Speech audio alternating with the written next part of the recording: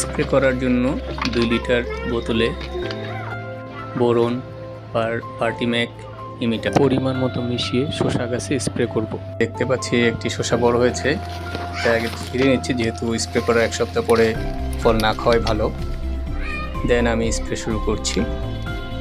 উপরের দিক দিয়ে প্রথম দিচ্ছি, কিন্তু যেহেতু ফলগুলো নিচের দিকে ঝুলে হয় এবং পোকাগুলো নিচেই থাকে, এজন্য পরবর্তীতে নিচের দিকে অবশ্যই আপনারা স্প্রে করবেন, আপনারা যারা এরকম ছোট পর্যায়ে ফার্মিং করেন অথবা উপরের গাছটাতে প্রায় হয়ে গেছে।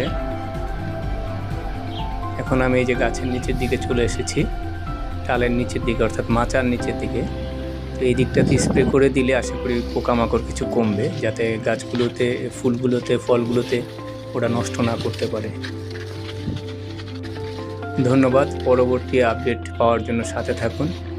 অবশ্যই শসা পাড়ার সময় আপনাদের সাথে ভিডিও শেয়ার করব। সবাই দোয়া করবেন।